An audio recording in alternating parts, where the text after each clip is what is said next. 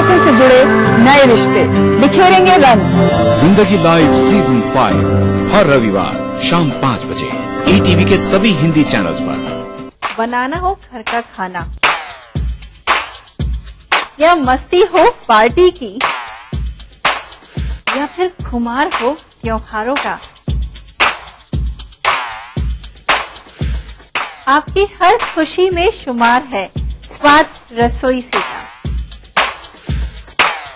नारी के अस्तित्व की खूबसूरत पहचान रसोई से दोपहर 2:30 बजे। इस कार्यक्रम के सह प्रायोजक हैं स्कूली शिक्षा पर देखिए हमारी ये खास प्रस्तुति। ब्रेक के बाद स्वागत है आप सबका मिसेस भाग्यशाली में, और हम हैं आज की मिसेस भाग्यशाली कुमकुम जी के साथ। तो मैम आपसे जानना चाहेंगे, पटना में कितने साल हो गए? 20 साल से। 20 साल हो गए। बेसिकली मैम कहाँ की रहने वाली हैं आप? गया की रहने नवादा, मेरे मैके गया है और नवादा घर है। नवादा घर है। और तो पढ़ाई लिखाई सब कुछ तो उधर से ही हुई होगी? गया से हुई है। कैसा लगा गया में रहना? अपने आप में काफी हिस्टोरिकल जगह है मैम, काफी लोग वहाँ पे मतलब कई बहुत पहले से वहाँ पे लोग घूमने आते हैं। हाँ आते ही। जी जी जी जी जी। बोध गया तो नामी है बहुत बहुत। विष्णुपद के कारण तो जाने देश विदेश से लोग वहाँ पे आते हैं। तो वहाँ रहना घूमना ये सब कैसा लगा? बहुत अच्छा लगा, बहुत अच्छा से वहाँ घूमना फिरना भी करते थे। और हमारे फादर बहुत इंजॉय मूड के थे, बहुत इंजॉय करते थे बच्चा लोग से, और हमसे ज्यादा लगाव रखते थे। इसलिए उनके साथ पिक्चर भी देखते थे और घूमते भी थे, खेलते भी थे फादर के साथ, और पढ़ते भी थे। फादर का नियम था कि छुट्टी हुआ उसके बाद जो गेम खेलना है तुमको खेलो, और छुट्टी खत्म हुआ उसके बाद सब गेम फाड़ के फेंक दो। खेलते थे लेकिन डर भी लगता था। और माँ बहुत सीधी थी, वो कभी पढ़ने के लिए हम लोग को तंग नहीं करती थी। कभी नहीं। बिल्कुल इनके फादर अपने आप में एक कंप्लीट पैकेज थे, तो आंटी को शायद कुछ बोलने का मौका ही नहीं मिलता होगा। ये भी जानना चाहेंगे भाई बहन कितने हैं आप? हम लोग 8 भाई बहन हैं। 5 भाई हैं 3 बहन। ओके। और मुझे लगता है कि 8 जब मिलके मस्ती करते होंगे या बदमाशी करते होंगे या किसी फंक्शन को मनाते होंगे तो बहुत मजा आता होगा अपने आप। हाँ आता ही था, बहुत मजा आता। बहुत। और आपने बताया कि भी सबसे ज्यादा फादर आपसे ही अटैच थे। हाँ अटैच थे, बहुत प्यार करते थे। और पढ़ने में कैसे थे आप शुरू से? पढ़ने में बहुत अच्छे थे। 7th क्लास में स्कॉलरशिप हमको मिला था, और उस समय से मैट्रिक तक स्कॉलरशिप से ही पढ़े। यानी कि बहुत ही ब्रिलियंट रहे हैं शुरू से आप। हाँ। तो कहाँ तक पढ़ाई कर पाए? जॉब किया आपने, क्या किया, कहाँ तक? ग्रेजुएशन करने के बाद फादर को पढ़ाने का इच्छा नहीं हुआ। और ग्रेजुएशन किस विषय से किया? फिलॉसफी और पॉलिटिकल साइंस।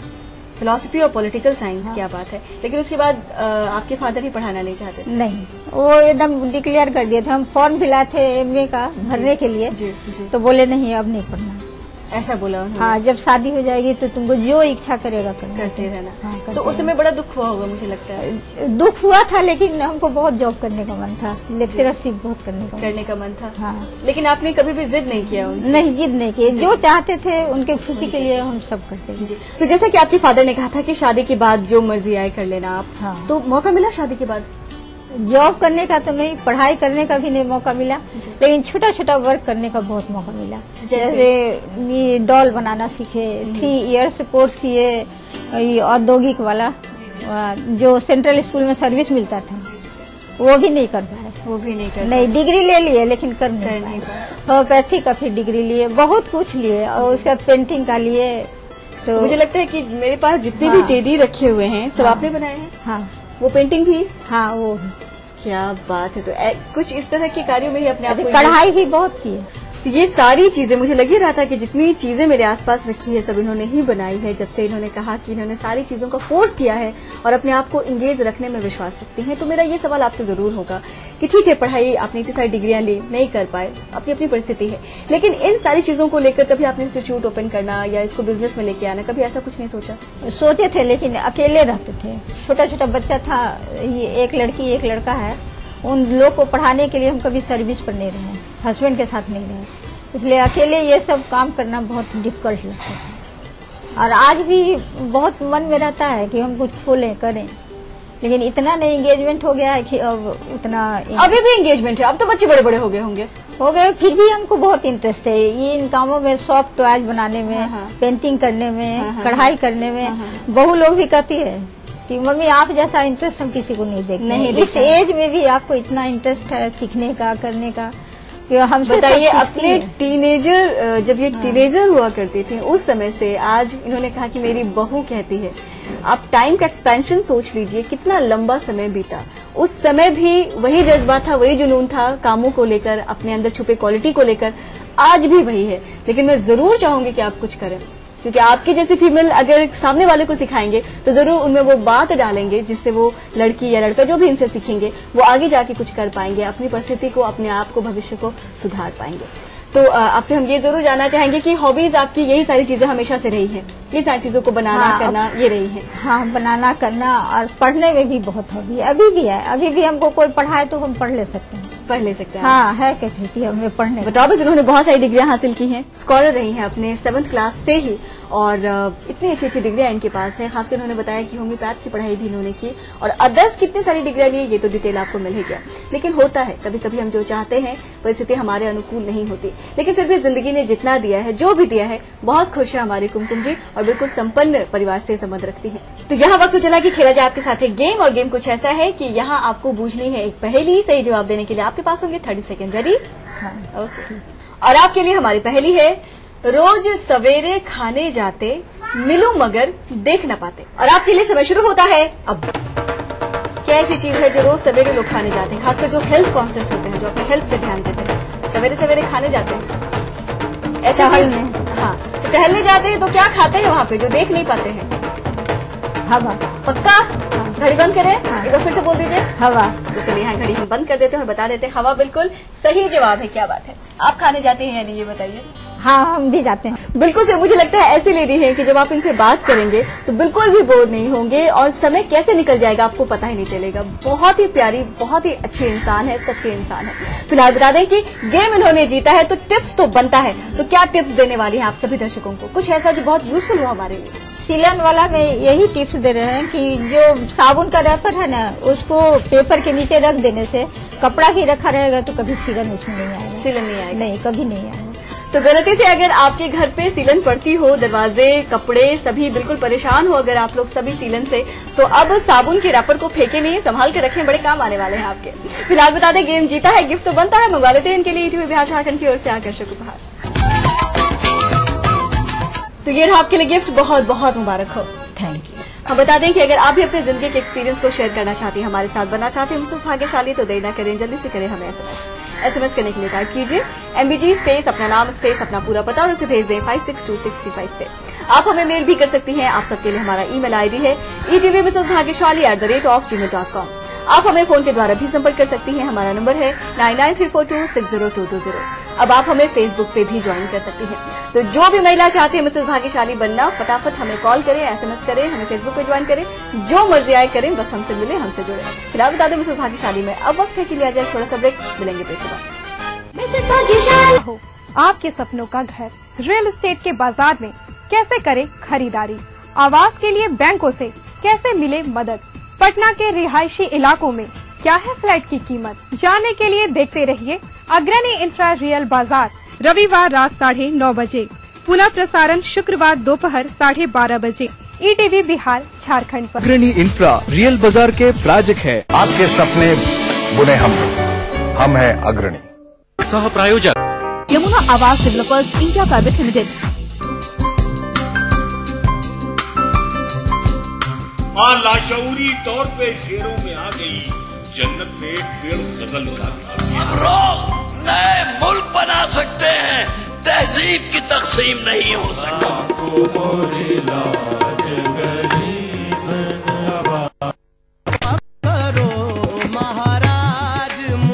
महफिल शनिवार रात 11 बजे ईटीवी के सभी हिंदी चैनल्स पर। तमाम रोशनी के बीच जिसने पल के नहीं झपका, जो लगातार चला रेड कारपेट पर बिना विश्वास डगमगाए, जिसकी शोहरत ने छुआ बुलंदियों को पूरे हफ्ते। मैं पराग छापे कर उस कार को लाऊंगा आप तक। दिल से हर रविवार दोपहर 3:30 बजे।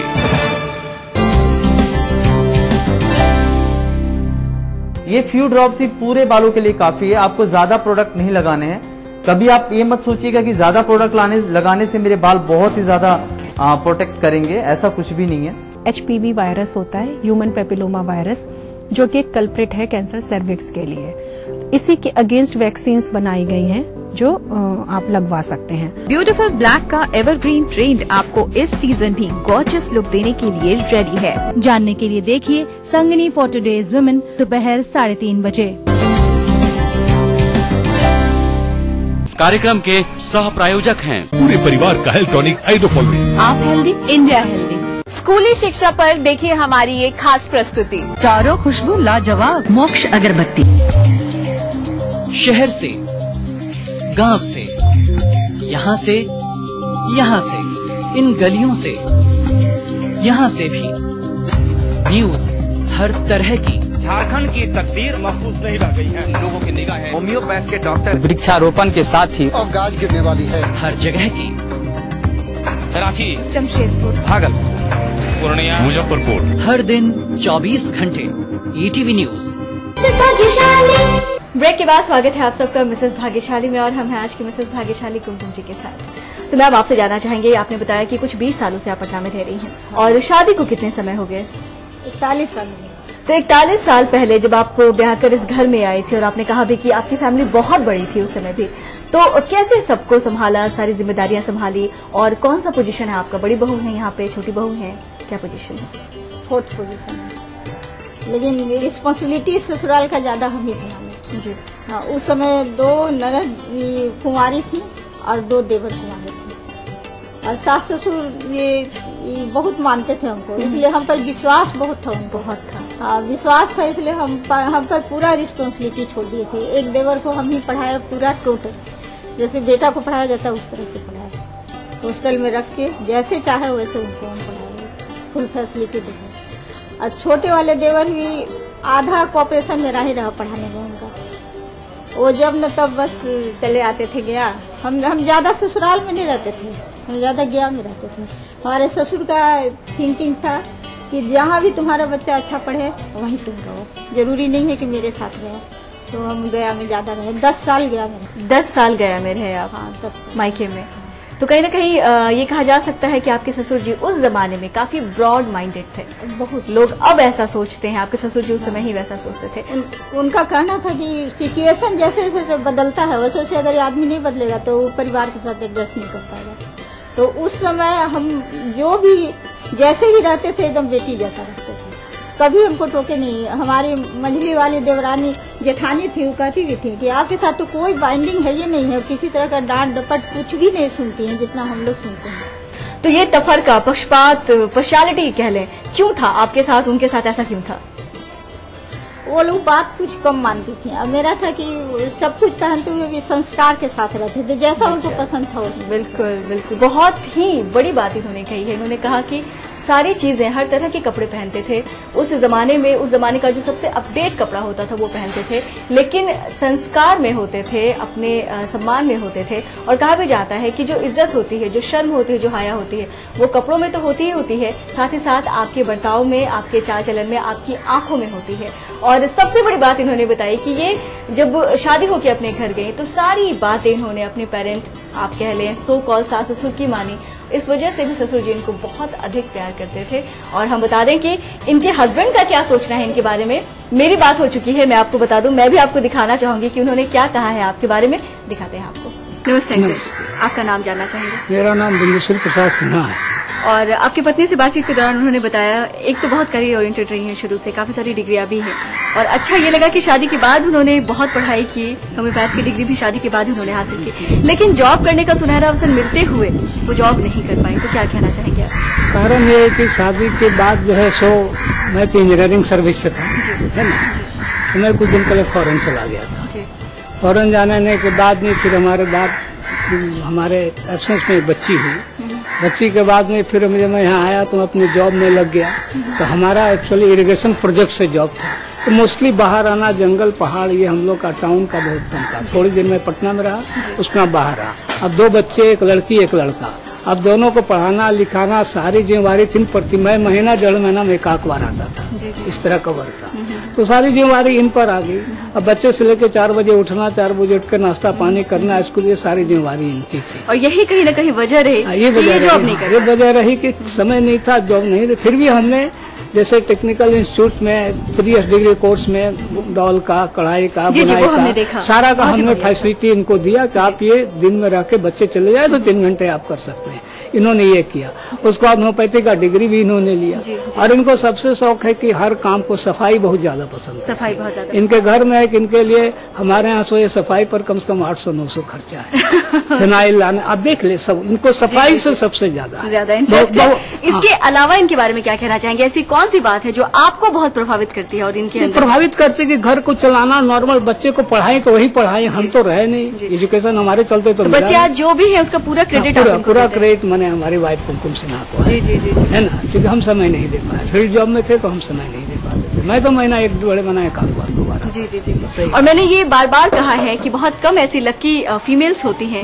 काम तो हम सभी करते हैं, सभी महिलाएं शादी के बाद आप कह लें पूरी जिम्मेदारी निभाने की कोशिश करती हैं, अपना 100% देती हैं। कम ऐसी लकी महिलाएं हैं जिनको क्रेडिट भी मिलता है। तो कुमकुम जी ऐसी ही महिलाओं में से है जिन्हें हस्बैंड की तरफ से फुल क्रेडिट मिल रहा है। तो ससुर जी की तरफ से भी पूरा सम्मान, पूरा सपोर्ट, और सर ने तो कह ही दिया फुल क्रेडिट। बच्चे आज जो भी हैं, जिस भी पोजीशन पे हैं, जो भी बच्चे कर रहे हैं, सब में पूरा इनका हाथ है, पूरा इनका सहयोग है, पूरी परवरिश इनके द्वारा की गई है। तो मुझे लगता है बहुत बहुत शुभकामनाएं आपको। सारी चीजों को करते हुए आपने अपनी सारी जिम्मेदारियों को निभाया है, और उससे भी अच्छी बात कि लाइफ से कोई रिग्रेट भी नहीं है।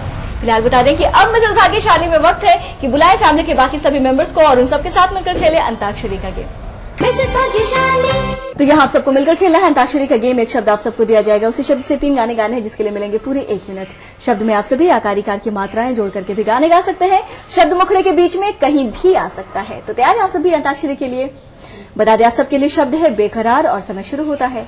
बेकरार है, छाई बहार है, आजा मोरे बालमा, तेरा इंतजार है, जिया बेकरार है, छाई बहार है, आजा मोरे बालमा, तेरा इंतजार है। दूसरा गाना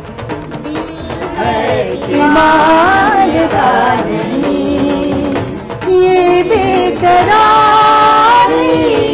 क्यों हो रही है, ये जानता ही नहीं हो दिल है कि मानता नहीं। तीसरा गाना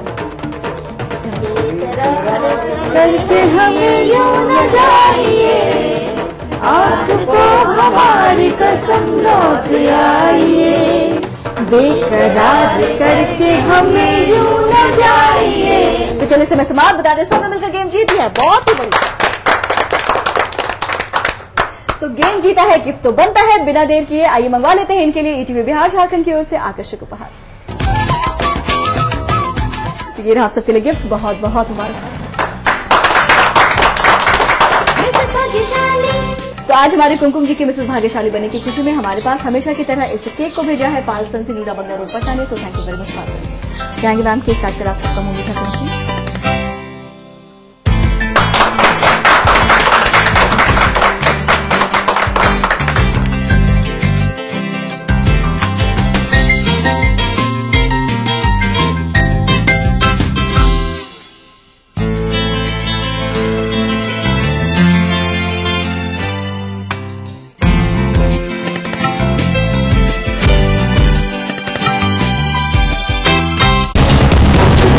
जब मजलूमों की चीखें खुद ही को सुनाई देनी बंद हो जाएं, जब साजिशें दें जुर्म को रफ्तार, जब कानून सिर्फ किताबों में रह जाए, और जब खाकी दबंगों की बांदी बन जाए,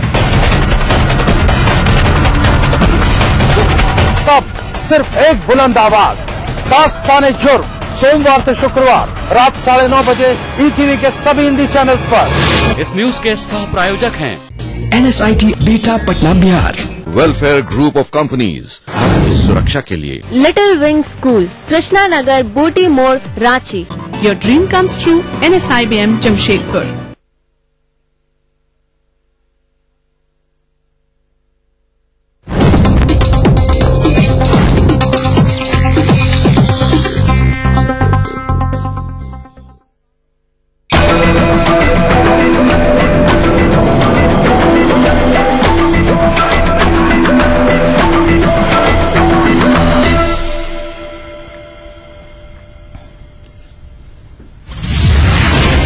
सरबजीत सिंह की मौत के बाद देश भर में मातम। प्रधानमंत्री ने जताया शोक, भाजपा ने बताया केंद्र की विफलता।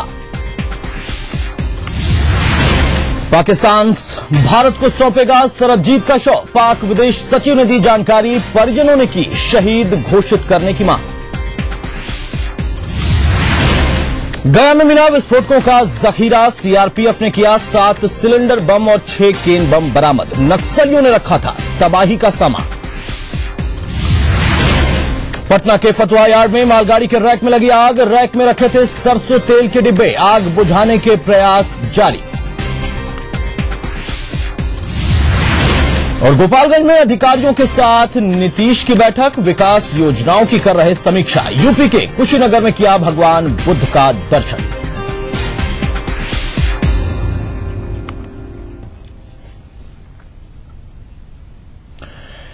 नमस्कार, ईटीवी न्यूज में आप सभी दर्शकों का स्वागत है। मैं हूं अतुल सिंह। इस वक्त खबर आ रही है राजधानी पटना से, जहां पर फतुहा यार्ड में मालगाड़ी के डिब्बे में आग लग गई और इस रैक में सरसों के तेल के डिब्बे रखे हुए थे, यानी ज्वलनशील, और उसके वजह से आग और तेजी से फैली। ये तस्वीर हम आपको दिखा रहे हैं, राजधानी पटना के फतुहा यार्ड की ये तस्वीर है, जहां पर मालगाड़ी के रैक में आग लगी है और इस रैक में सरसों के तेल के डिब्बे, भरे हुए डिब्बे रखे हुए थे और उसकी वजह से आग और तेजी से फैलती जा रही है। फिलहाल आग बुझाने के प्रयास जारी हैं। दमकल कर्मी भी वहां पर पहुंच चुके हैं और रेलवे के अधिकारी भी वहां पर मौजूद हैं कर्मचारियों के साथ, और अपने स्तर से भी वो कोशिश कर रहे हैं इस आग पर काबू पाने की। लेकिन फिलहाल पूरा डिब्बा, पूरा रैक एक तरीके से कह सकते हैं कि जलता हुआ दिखाई दे रहा है, क्योंकि ज्वलनशील पदार्थ सरसों का तेल उसमें रखा हुआ था डिब्बों में भरकर, और उसकी वजह से ये आग बुझने का नाम नहीं ले रही और तेजी से बढ़ती जा रही है।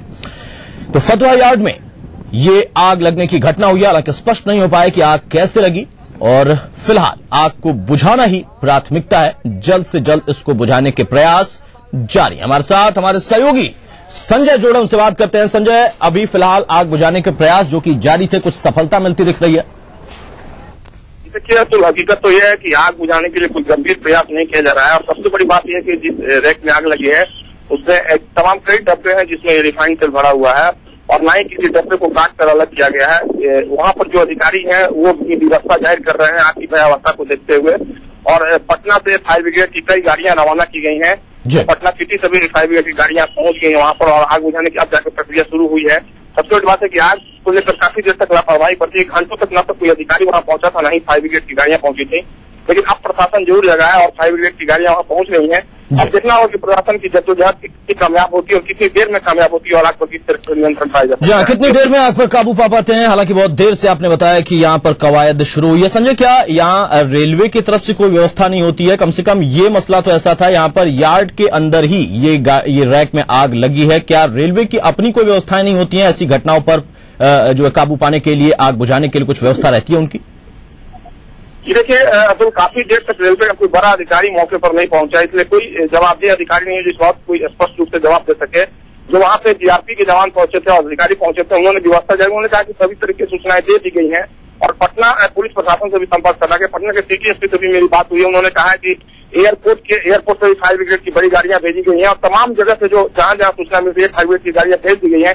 लेकिन ये जो कवायद शुरू है तो काफी देर से शुरू हुई है, तो समय पर इसको लेकर गंभीरता दिखाई जाती तो शायद आग पर जल्द काबू पा लिया जाता। लेकिन अब देखना होगा किस तरीके से प्रशासन इस आग पर काबू पाता है और कितनी देर में पाता है। संजय, नुकसान के बारे में कुछ आकलन हो पा रहा है? पूरा रैक भरा हुआ था सरसों के तेल से, रिफाइंड के डिब्बों से, आपने बताया, कुछ आकलन हो पा रहा है? और कहाँ जाने वाला था ये, किसी कंपनी का था, कुछ जानकारी मिल पा रही है? देखिए, अभी अतुल प्रारंभिक तौर पर कोई खास जानकारी नहीं मिल पाई है, लेकिन एक डब्बे में आग लगी और कहीं में रिफाइंड तेल भरे हुए हैं, और निश्चित तौर पर जिस तरीके से ये आग लगी है, आग की भयावहता को देखकर काफी नुकसान हुआ। आर्थिक रूप से इस बात से इंकार नहीं किया सकता। फिलहाल जब काबू पाया जा सकेगा, तब क्षति का सही स्पष्ट रूप से आकलन हो पाएगा। तो क्या कितने की संपत्ति का नुकसान हुआ इसको आगे देख सकता है। संजय, हालांकि हम तस्वीरों को देख रहे हैं, तस्वीरों में बहुत स्पष्ट यहाँ पर नहीं दिखाई दे रहा है कि आसपास भी क्या और भी कुछ डिब्बे मौजूद हैं, रैक मौजूद हैं। क्या इससे और भी नुकसान होने की आशंका है अगर जल्द कवायद यहाँ पर पूरी नहीं हो जाती है, सफलता नहीं मिलती है? कुछ आसपास और भी ऐसे रैक हैं जिन पर इस तरीके के सामान या सामग्री लोड हो? देखिए, जिस ट्रैक पे ये मालगाड़ी का डब्बा है उसमें उसी रैक में कई और डब्बे हैं। तो अगर निश्चित तौर पर आग पर जल्दी से काबू नहीं पाया जाएगा तो आग और फैलेगी, जिसके फलस्वरूप हो सकता है कि और आगजनी की और बड़ी घटना हो जाएगी और तमाम डब्बे में आग लग जाए। लेकिन प्रशासन अपनी ओर से कवायद में जुटा है और अगर इसी डब्बे से जो आग लगी है उसको रोक लिया जाता है तो निश्चित तौर पर जो आगजनी है और जो आग लगी हुई है और जो संपत्ति का नुकसान है वो कम हो पाएगा। और इस तरह से जो प्रशासन की कवायद होगी वो कितना होगा, कितनी कारगर साबित होती है और कितनी देर में होती है। चलिए, बहुत बहुत शुक्रिया संजय हम तक जानकारी पहुंचाने के लिए। तो बहुत देर से प्रयास यहां पर शुरू किए गए, लेकिन फिलहाल प्रयास जारी हैं। दमकल विभाग के कर्मचारी वहां पर दमकल गाड़ियों के साथ पहुंच चुके हैं और आग को बुझाने का प्रयास वो लगातार कर रहे हैं, लेकिन अधिकारियों की लापरवाही यहां पर दिखाई देती है।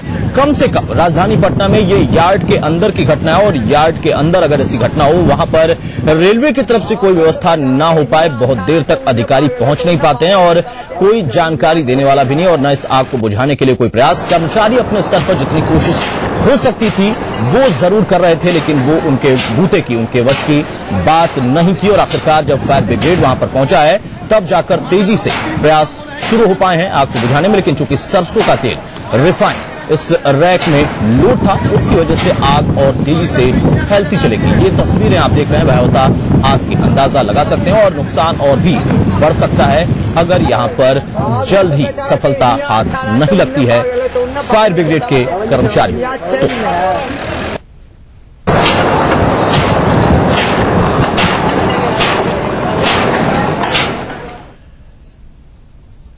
आगे बढ़ते हैं। लाहौर कोट लखपत जेल में साथी कैदियों के हमले का शिकार हुए भारतीय कैदी सरबजीत सिंह की आखिरकार मौत हो गई।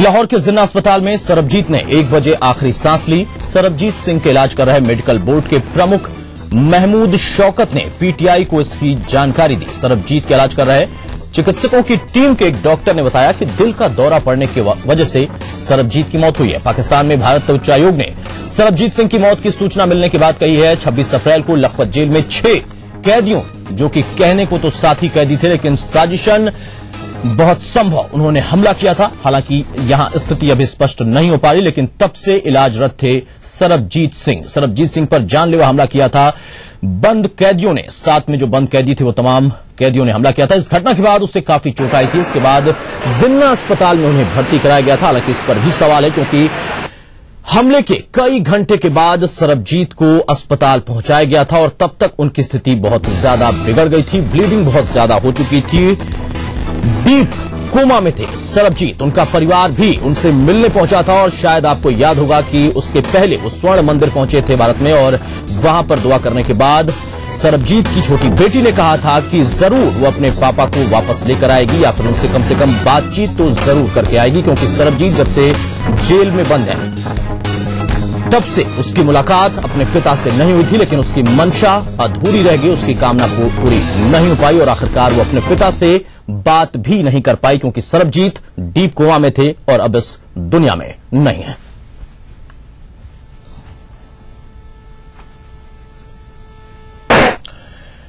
इधर भारतीय कैदी सरबजीत की मौत पर प्रधानमंत्री मनमोहन सिंह और गृह मंत्री सुशील कुमार शिंदे ने गहरा शोक जाहिर किया है। सुशील कुमार शिंदे ने मृतक की बहन दलवीर कौर से मुलाकात कर उन्हें आश्वासन दिया कि उनके भाई के पार्थिव शव को पाकिस्तान से भारत लाया जाएगा। साथ ही उन्होंने ये भी कहा कि जब तक पाकिस्तान सरकार शव को भारत भेज नहीं देती है तब तक हमें इंतजार करना पड़ेगा। दलवीर कौर जी से मिलकर आया, ये बहुत देश की हमारे दुखद घटना है कि सरबजीत सिंह इस दुनिया में नहीं रहे। हम प्रयास कर रहे हैं कि उनकी बॉडी जल्द से जल्द मिले। पाकिस्तान सरकार से हमारे एक्सटर्नल अफेयर्स बात कर रहे हैं और जैसे बॉडी आ जाएगी फैमिली की जो इच्छा होगी, जहां उनको अंत्यविधि करना होगा वहां किया जाएगा। मैं तो रात के 2 बजे से जैसे मुझे मालूम हो गया, विरका जी ने मुझे कहा रात के 2 बजे तो 2 बजे से मैं ये सब इसी काम में लगा हूं और सरकार ने लाने के लिए पूरी व्यवस्था की है। लेकिन जब तक पाकिस्तान सरकार बॉडी हमारे हाथ में नहीं देती है तब तक हमारे को वेट करना पड़ेगा। इधर पाकिस्तान सरबजीत के शव भारत